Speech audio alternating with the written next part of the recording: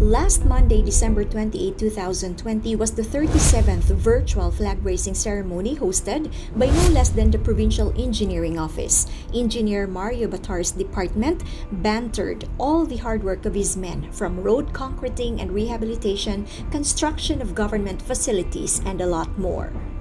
During Monday's convocation, Dr. Jerry Kalingasan, being the head of the provincial IATF, kept capital employees in the loop with the latest COVID-19 report. As of Monday, Misamis Oriental recorded a total number of 1,206, affecting 19 municipalities and 2 cities, while 4 towns remain COVID-free. So far, data showed 135 active cases, 1,054 have recovered, and 27 were confirmed dead. At some point the following day, the provincial IATF gladly announced that the province recorded 0 active case on December 29, with 9 new recoveries, bringing the total number of 1,080 patients recovering from the virus. With the recent development, active cases obviously gone down to only 101. With the undeniable flattening of the curve for COVID-19 cases, the provincial government would like to thank all Misamisnans for cooperating in fighting the virus, but still urge everyone to continue follow health protocols as the pandemic is not yet over. It was also on Monday that inmates from the Misamis Oriental Provincial Jail feasted on almost 400 kilos of pork meat donated by Governor Bambi Emano as part of their simple Christmas get-together amid the pandemic. The governor thought of doing this because spending Christmas in prison can be downright miserable. That is why inmates need a little Christmas spirit to make the season more meaningful to them. Due to strict lockdown in the facility, families are still not allowed to visit their relatives to curb the spread of the virus. PDLs then reveled and showcased their talents through dancing, singing, and participating in games organized by MOPJ personnel. Warden Dominador Tagarda said, "This is the capital's way to make those persons deprived of liberty feel the holiday cheer even behind bars."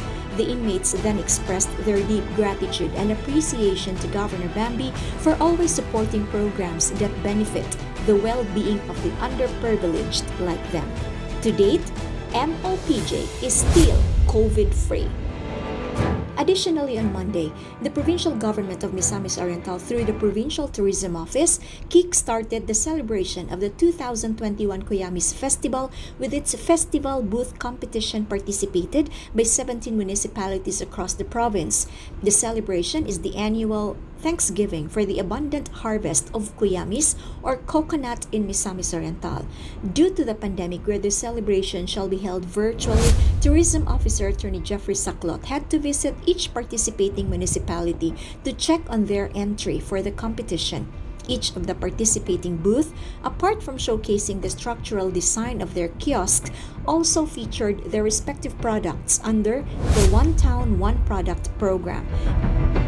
And on Tuesday, December 29, 2020, the barangay nutrition scholars from all over Misamis Oriental enjoyed the honoraria they received from the provincial government. A total of 1,686,000 was released and distributed to 562 BNS for the 4th quarter of 2020. Provincial Health Office Nutrition Division OIC Ms. Marites Gomez said, Gov Bambi's mandate was to ensure that the honoraria be distributed on time for the workers to relish them in welcoming the new year. Wednesday, December 30, 2020, the provincial government of Misamis Oriental joined the whole nation in commemorating the 124th death anniversary of our national hero Dr. Jose P. Rizal in a simple ceremony held at the Capitol grounds. The commemoration program was highlighted by the flag raising and wreath-laying rites by the Provincial Accounting Office under Ms. Marilu Rivera. Due to the pandemic, Governor Bambi Emano simply joined the celebration via Zoom. 124 years from Rizal's martyrdom, the governor urged members of the community to emulate Rizal's life in words and deeds so that Misamisnans could triumph over the pandemic. And on the last day of the year, December 31, 2020, Governor Bambi Emano joined the entire province in bidding a hearty farewell to 2020 without the usual fanfare and public gatherings because of the novel coronavirus pandemic. In his message, Gov. Bambi said, "While the new year is indeed a time to reflect on lessons learned, it is also an opportune time to do better and aim higher so we can achieve a brighter future for Misamis Oriental in the year 2021."